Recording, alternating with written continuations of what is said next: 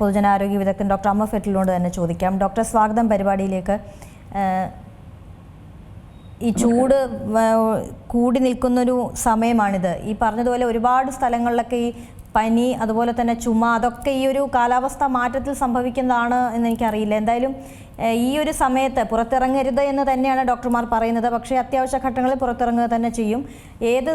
ഏതൊക്കെ രീതിയിലുള്ള ഒരു സംരക്ഷണമാണ് നമ്മൾ കരുതേണ്ടത്? ഏതൊക്കെ രീതിയിലുള്ള ഒരു മുൻകരുതൽ ഈ ഒരു സമയത്ത് നമ്മൾ എടുക്കണം? ചൂടുള്ള നേരത്ത് പനി, ചുമ, ജലദോഷം വരിക എന്നുള്ളത് പലപ്പോഴും ആൾക്കാർ പറയുന്നെങ്കിലും അതിനകത്ത് വസ്തുതയില്ല. പക്ഷെ അതേസമയം ചൂട് നേരിട്ട് തട്ടി നമുക്ക് നിർജ്ജലീകരണം ഉണ്ടാകുന്നു.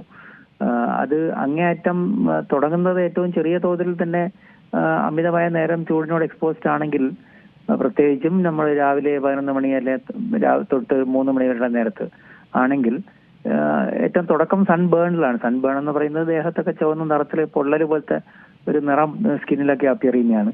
അന്നേരം നീറ്റലും വേദനയും ചൊറിച്ചിലൊക്കെ അതിനുണ്ടാവും. അപ്പൊ അത് ആദ്യത്തെ സ്റ്റേജ്. അതിന്റെ പിറകെയുള്ള സ്റ്റേജാണ് ഹീറ്റ് റാഷ് എന്ന് പറയുന്നത്. അത് പൊങ്ങി തിണർത്ത് വരും. വെറും ചുവപ്പ് നിറം മാത്രമല്ല, ഒരു റാഷസ് പോലെ പൊങ്ങി വരുന്നു. പിന്നെ അത് കഴിഞ്ഞാൽ ക്ഷീണം വരിക. അപ്പോൾ അത് ഈ നേരത്ത് അധികം നേരം ജോലിയായിട്ടോ മറ്റു കാര്യങ്ങൾക്കോ വെയിൽ കൊണ്ട് നടക്കുന്ന ആൾക്കാർക്ക് പെട്ടെന്ന് ക്ഷീണം തോന്നുക, തലകറക്കം തോന്നുക, എവിടെയെങ്കിലും ഇരിക്കണം തോന്നുക, ചിലപ്പോൾ തലചുറ്റി വീണെന്നിരിക്കും. പിന്നെ അത് കഴിഞ്ഞാൽ കൈകാലി ചലിക്കാനൊക്കെ പ്രയാസവും ഒക്കെ തോന്നുന്ന ഒരവസ്ഥ. അപ്പോൾ അതും നിർജ്ജലീകരണം കൊണ്ട് വരികയും ആ നിർജ്ജലീകരണം കൂടുമ്പോഴേക്കും നമ്മുടെ ബോഡിയിലെ ഈ സോഡിയം, പൊട്ടാഷ്യം മുതലായ ലവണങ്ങളൊക്കെ അതിന്റെ ആ സന്തുലിതമായിട്ടുള്ളൊരു ബാലൻസ്ഡ് അവസ്ഥ മാറിയിട്ട് അവരുടെ ബോഡിയിലെ പ്രവർത്തനങ്ങൾ കറക്റ്റായിട്ട് നമ്മുടെ ബോഡിയിലെ പ്രവർത്തനം നടക്കാതിരിക്കും. അപ്പൊ ആ നേരത്ത് ആണ് ഈ ഹീറ്റ് എക്സോഷൻ എന്ന് പറഞ്ഞ് അമിതമായിട്ടുള്ള ക്ഷീണം അനുഭവപ്പെടുക. അതിനേക്കാളും നേരം എക്സ്പോസ്ഡോ അതിനേക്കാളും കഠിനമായ ചൂടിനോട് എന്തെങ്കിലും കാരണവശാൽ ഒരു വ്യക്തി എക്സ്പോസ്ഡ് ആകുകയാണെങ്കിൽ പിന്നെ ഹീറ്റ് ക്രാംസ് എന്ന് പറയും. നമ്മുടെ മസിൽസ് എല്ലാം കോച്ചി പിടിച്ച് മസിൽസിന്റെ പ്രവർത്തനം തന്നെ ചിലപ്പോൾ താളം തെറ്റിന്നിരിക്കാം. ഭയങ്കരമായിട്ടുള്ള ഈ ക്രാംസ് അല്ലെ കോച്ചിപ്പിടുത്തം മസിൽസിലെല്ലാം തോന്നാം. അതിന്റെ കൂടെ ഈ ക്ഷീണം, ഛർദി, തലവേദന മുതലായ പ്രയാസങ്ങൾ ഉണ്ടാവുകയും ഹോസ്പിറ്റലിൽ പോകേണ്ട ഒരു അവസ്ഥയാണെന്ന് തോന്നത്തക്കവണ്ണം അസ്വാസ്ഥ്യം ഒരു വ്യക്തിക്ക് തോന്നും. ഏറ്റവും അപകടം പിടിച്ച അവസ്ഥ ഹീറ്റ് സ്ട്രോക്ക് എന്ന് പറയുന്നതാണ്. അതായത് ബോധക്ഷയം തന്നെ വരാം. ബോധക്ഷയം വരിക എന്ന് വെച്ചാൽ ഒരു മനുഷ്യന്റെ ബോഡീന്റെ ഉള്ളില് ഉള്ള ടെമ്പറേച്ചർ 104 ഡിഗ്രി ഫാരൻഹൈറ്റ് കടക്കുമ്പോഴാണ് ഈ ഹീറ്റ് സ്ട്രോക്ക് എന്ന് പറയുക. അപ്പൊ ആ ലെവലിൽ വരുമ്പോഴേക്കും ബോഡിയിലെ എല്ലാ വ്യവസ്ഥകളും സിസ്റ്റംസിന്റെയും പ്രവർത്തനം തെറ്റുന്ന ഒരു നേരമാണ്.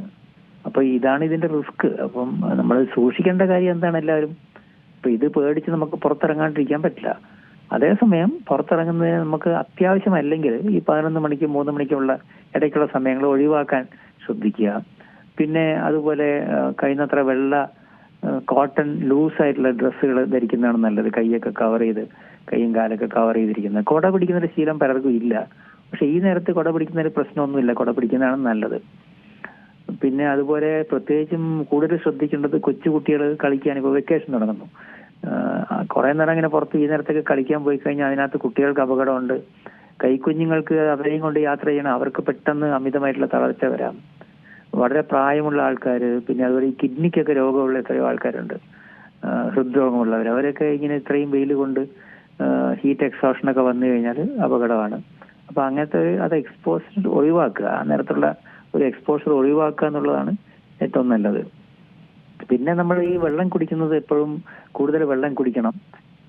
അത് വെറും വെള്ളത്തിനേക്കാളും നല്ലത് പഴച്ചാറുകള്, നാരങ്ങ വെള്ളത്തിനകത്ത് ഉപ്പ്, പഞ്ചസാരയൊക്കെ ഇട്ട് കുടിക്കുന്നത് നല്ലതാണ്. ഐസ് ഉപയോഗിക്കുന്നത് എല്ലാവർക്കും നല്ല സന്തോഷമുള്ളതും നാക്കിന് സുഖം തോന്നുകയാണെങ്കിലും ഐസ് ഉപയോഗിക്കാത്തതാണ് നല്ലത്. കാരണം അത് പെട്ടെന്ന് പുറത്ത് നല്ല ചൂടും പിന്നെ തണുത്ത വെള്ളം അകത്തേക്ക് പോകുമ്പോൾ അതിനെക്കൊണ്ട് ചിലപ്പോൾ ചിലർക്ക് അസ്വാസ്ഥ്യങ്ങൾ ഉണ്ടാകാം. പിന്നെ കടയിൽ നിന്നൊക്കെയാണ് ഈ ഐസ് മേടിക്കുന്നത്. ചിലപ്പോൾ അത് എന്ത് തരം ഐസാന്ന് പറയാനും കൺഫേം ചെയ്യാൻ ഇച്ചിരി പാടാണ് നമ്മൾക്ക്. സോ അത് ഓർഡിനറി ടെമ്പറേച്ചറിലുള്ള ഫ്ലൂയിഡ്സ് ധാരാളം കുടിക്കുക. വളരെ ഹെവി മീൽസ് കഴിക്കാതെ ലൈറ്റർ മീൽസ് പലതവണ കഴിക്കുക. പച്ചക്കറികളും നമുക്ക് കഴിക്കാവുന്ന പച്ചക്കറികളുണ്ട്. ഇപ്പോൾ വെള്ളരിക്ക പോലത്തെ പച്ചക്കറികളൊക്കെ സാലഡ് പോലെ കഴിക്കാം. അപ്പോൾ അത് കഴിക്കുന്നത് നല്ലതാണ്. ലോക്കലായിട്ട് അവൈലബിൾ ആയിട്ടുള്ള പപ്പയ്ക്ക, മാങ്ങ പോലത്തെ ലോക്കൽ ഫ്രൂട്ട്സ് കഴിക്കുക. അപ്പോൾ ഇതൊക്കെ അതിനൊക്കെയും യൂസ്ഫുൾ ആണ്. ആർക്കെങ്കിലും പെട്ടെന്നൊരു അസ്വാസ്ഥ്യം വന്നു കഴിഞ്ഞാൽ അവരെ വെയിലിൽ നിന്ന്, ചൂടിൽ നിന്ന് ഒരു തണുത്ത അന്തരീക്ഷത്തിലോട്ട് മാറ്റുക. ഏതെങ്കിലും കടയുടെയോ വീടിന്റെയോ എന്തെങ്കിലും AC മുറിയുണ്ടെങ്കിൽ അങ്ങോട്ട് മാറ്റുക. ഇല്ലെങ്കിൽ നമ്മൾ വെള്ളം ഒഴിച്ച് ശരീരമൊക്കെ നനച്ച് നല്ലോണം ശക്തിയായി വീശി കൊടുത്തു കഴിഞ്ഞാൽ തന്നെ ബോഡി ടെമ്പറേച്ചർ കുറഞ്ഞു തുടങ്ങും. പിന്നെ ഹോസ്പിറ്റലിലേക്ക് നീക്കാനുള്ള സംവിധാനങ്ങൾ സൈഡ് ബൈ സൈഡ് ചെയ്യുക. പെട്ടെന്ന് ഇങ്ങനത്തെ ഒരു സന്ദർഭം നമുക്ക് മുമ്പിൽ ഫേസ് ചെയ്യേണ്ടി വരുന്ന എന്താ നമ്മൾ ചെയ്യേണ്ടതെന്ന് അറിഞ്ഞുകൂടാന്നുണ്ടെങ്കിൽ ഉടനെ ദിശയിലേക്ക് ഒരു കോൾ കൊടുക്കുക. ദിശ നമ്പർ എല്ലാവർക്കും അറിയായിരിക്കും. ആരോഗ്യവകുപ്പിന്റെ 24 hours വർക്ക് ചെയ്യുന്ന ഹെൽപ്പ് ലൈൻ ആണ്. അപ്പോൾ 104 അല്ലെ 1056 അല്ലെ 0471-255-2056 ഈ നമ്പറിലേക്ക് ഒരു കോൾ കൊടുക്കുകയാണെങ്കിൽ ഇമീഡിയറ്റ് ആയിട്ട് നല്ല സാങ്കേതികമായി കറക്റ്റ് ആയിട്ടുള്ള സിമ്പിൾ ആയിട്ടുള്ള അഡ്വൈസും ഉപദേശങ്ങൾ എന്തൊക്കെയാണ് ചെയ്യേണ്ടതെന്ന് ക്ലിയർ ആയും കൃത്യമായിട്ട് കിട്ടും. അത് ലൈവ് കോളാണ്, അപ്പോൾ നമുക്ക് സംശയങ്ങൾ ചോദിക്കാനും സാധിക്കും. അപ്പോൾ ആ രീതിയിൽ വളരെ സഹായകരമായ ഹെൽപ്പ് ലൈൻ സർവീസ് ആരോഗ്യവകുപ്പ് നടത്തുന്നുണ്ട്. അപ്പോൾ അതിന്റെ സേവനവും ആൾക്കാർക്ക് യൂസ് ചെയ്യാം. അപ്പോൾ ഇതൊക്കെയാണ് ഈ നേരത്ത് ശ്രദ്ധിക്കേണ്ട കാര്യങ്ങൾ. ശരി, വളരെ നന്ദി ഡോക്ടർ പ്രതികരിച്ചതിന്. ഏറ്റവും പുതിയ വാർത്തകളും വിശേഷങ്ങളും വിരൽ തുമ്പിലറിയാൻ സീ മലയാളം ന്യൂസ് എല്ലാ ഡിജിറ്റൽ പ്ലാറ്റ്ഫോമുകളിലും ലഭ്യം.